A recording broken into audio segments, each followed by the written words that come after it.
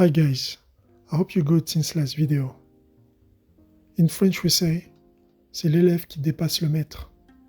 I will explain you during the video what that means. Never underestimate your opponent.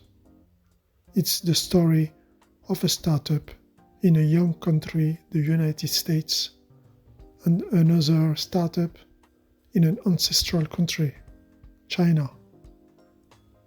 In this video, we are going to explain and understand why did this new model released in China to the world for free has such an impact on the economy. Better than just words, we are going to browse through a diagram that I've made. Don't miss a piece, as it is very interesting. As always, please like and subscribe, and let's get started.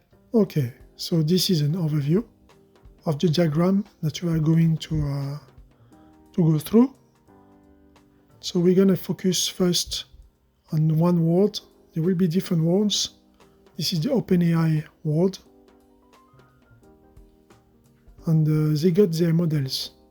Openai models, amazing models that we like. The data of those models. Training data originate from internet, blogs, Stack Overflow and so on, papers, GitHub, books, images and more. Lot of data. What are the rules around the data? No copyright issues. So I'm not here to say who is good or is bad, but just let's go around those points, they're important. The pitch, a dream, open source for the world.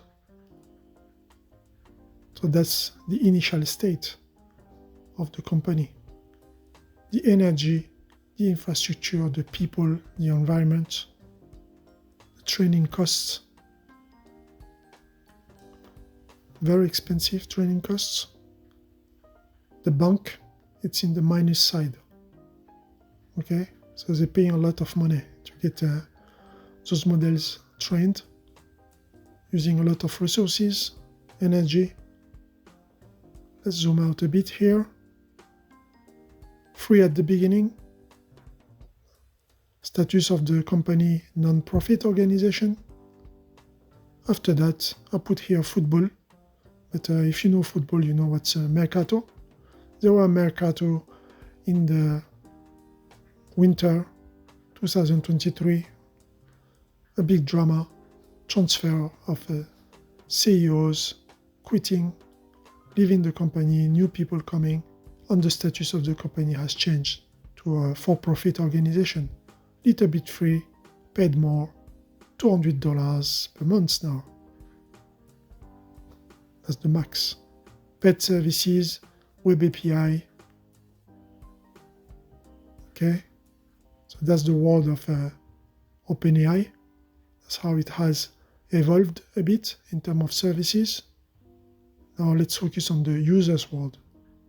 The people who are using those APIs, they pay for those services. Which are those users? Individual developers, companies, researchers. The rules around it. They own the generated data. So the copyright here is that it's free. It's for you. You can use it. Here I'm just going to cite a source from OpenAI website. Will OpenAI claim copyrights over what output I generate with the API? What's the answer? OpenAI will not claim copyright over content generated by the API. For you, very important, so the user world, and also for your end user. So here, those users, they consuming the API, but here they're just using a wrapper. So wrapper services that offer same as OpenAI, but with extra features or making more innovation to respond to the market needs. So those users are consuming it, but they're also creating services around that, which are consumed by other users. Okay, so companies wrapping up that API. It's like just wrapping up AWS, but here the API wrapping up Openai API. Products and services are offered to the public. They're making money, getting a markup on it, transferring the cost to the users. That's well known. So here we are in the world of the users of the users. I just call it like that to make it easy. They're consuming the wrappers. They own the generated data because here it says for you and your end users. So they own it. Individual developers, companies as those clients. Okay. Here the rules are derivate from that.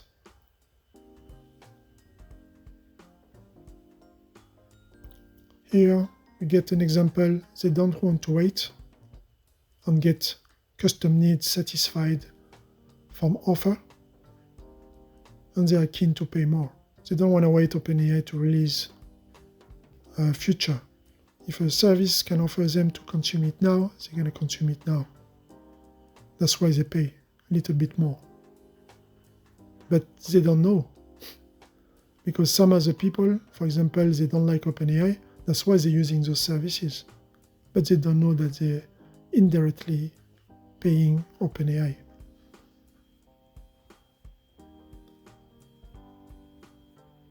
Okay? So in terms of finance, all those wrappers, all those paid APIs, okay, this service here, if you follow the arrow, it goes to the plus side of the bank account of Openai. So they're making money. So here we have the users, the researchers, and we're gonna go to this area that I call the super smart people world. Where are we? We are in Hangzhou, China. DeepSeek startup, Mr. Liang Wenfeng. Own research lab supervision, used and build their own tools. Example on CUDA, use their own technique and ways. Model trained. Okay, and after we got here their own model, which is called DeepSeek-R1 and deepseek-zero, trained through reinforcement learning. The synthetic data, they got it from the API or from their own model also, which are the rules on generated data, because they're part of the user world. So Openai will not claim copyright over content generated by the API because they paid for it, same as any other user. What is smart? It's their technique, which is less costly, just few millions, meaning very cheap. So the training was cheap for them, while in the Openai world, there's no limit for energy, infrastructure, people. The Openai models are very expensive. Doesn't mean they're bad, because they needed those models to get this quality synthetic data. But they're smart the way they did it. So they use their own research lab, own tools, everything made in-house. They got their own model, DeepSeek V3, which has made some synthetic data for the DeepSeek-R1. That's what is coming from the paper. But for sure, they also got some data coming from Openai. Reinforcement learning, deepseek-zero, that's how they got that model. For sure, trained model. Synthetic data coming from the API, less costly. They use the technique called the distill technique, which is known in reinforcement learning. C'est l'élève qui dépasse le maître in French, which means student who surpasses his master. There's a big model, there's a small model. Trained until it excels and keep the same reasoning power as the bigger model using a smaller size model.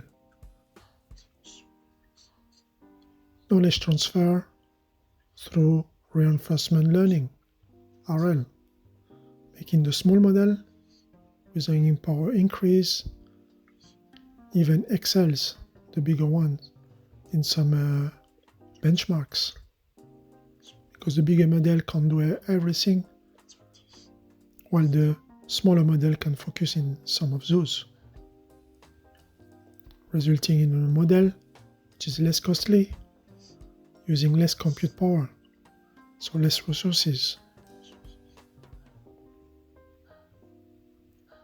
Mr. Liang Wengfeng here from Hangzhou, going to the plus side of the bank account of the Openai world, because he paid those data. So they got an income coming from that. So it's fair.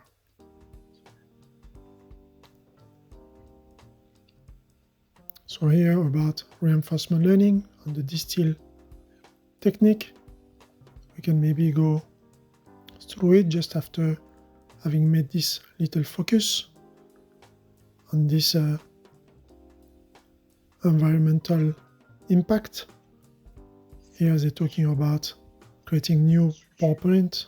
For example, infrastructure is more costly just to train models or to serve AI to the world, while here they need less compute power through this technique of distilling. So distill technique, we have a big model, which is this model here in the middle, just to focus in. There's some input and output, in and out. Depending on the input, you get an output. You can create some probability around that. There's probability data around this input and output records. The model is going to be the bigger one generating those input and output. We get the smaller model having access to those probabilities. And that's how, through knowledge transfer using reinforcement learning, the smaller model will be able to use those probabilities in order to improve its reasoning power. There's more details into the paper. There are some things that I don't understand, but what I understood is that there are also some rewarding system behind that. After, here, DeepSeek-R1, using the same techniques, will be distilled from. Quen and Liama will be using that data to become smarter, and the open source community is now in a distilling life mode, is on those two open source models and open weights. And this is the here. This is different from the Openai model, which has this dream of open source pitched to the world, becomes no more open source, no more dream, from a non-profit organization to a profit organization, becoming a paid API and web services, while in the other side, in Hangzhou, we get a service product offer, so paid but cheap API for performance model, also model free to download, commercial use, okay. They enabled the initial purpose of Openai for everyone. Free open source, dream for the world. That's why I said at the beginning, don't underestimate your opponent. download and use locally. And they provided those two distill models to the open source community, the Qwen and the Llama one. So the user world, here those two, which are paying services or paying the wrapper of those services, they're less likely to pay, but lower paid users in those income streams for OpenAI or for any other big tech company offering AI services. So the new users paradigm world here, the new paradigm is new rules, own generated data, can download the model, can run it locally, and it's free. JJUF Live, LM Studio or Llama CPP, they can get their own APIs. We have the same clients, companies, devs, individuals, and the Creditizens. Users don't need anymore to pay for LLM or can use super performant and cheap API. Users can run locally, privately free LLMs.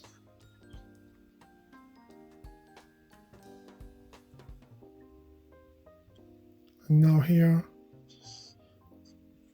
just this user, I'm going to follow this arrow, which has consequences of this new user's paradigm. It's a minus in the bank account of those OpenAI services or any big tech company offering those services. They're not taking money from them, but they're not feeding this bank account anymore. That's why I put in the minus side. Here is to understand why there is this impact on economy, on the S&P 500, for example. The new paradigm before, we need a bigger model, bigger and bigger, more world data, resources in general, need more budget, while hereafter, just with small models, specialized models, less resources, synthetic data, and less costly. Also, I can add here very quickly that it's better for the environment. Because in the other side, I don't know where they want to go, but they're thinking of building power plants. And the hardware is limited, resources in the world are limited. For the Creditizens, we have the Creditizens world, the Wish model Mistral 7B, which produced amazing structured output in our agentic workflows without any PhD prompting techniques. Such a nice and small model that could run easily in our laptops and license free, meaning MIT, commercial use okay. So the wish here that I have is to see a DeepSeek Distill Mistral model being released, because I haven't seen it in the Hugging Face. 7B would be nice, so we can run it in our computer easily. So we need a Distill version of it.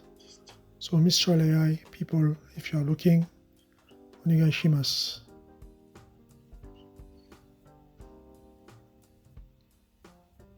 This was an overview of the impact on the world economy, on the new paradigm. In this channel, we are trying to run locally some models and show how it can be used for agentic workflows, providing idea in how it can be incorporated to existing applications.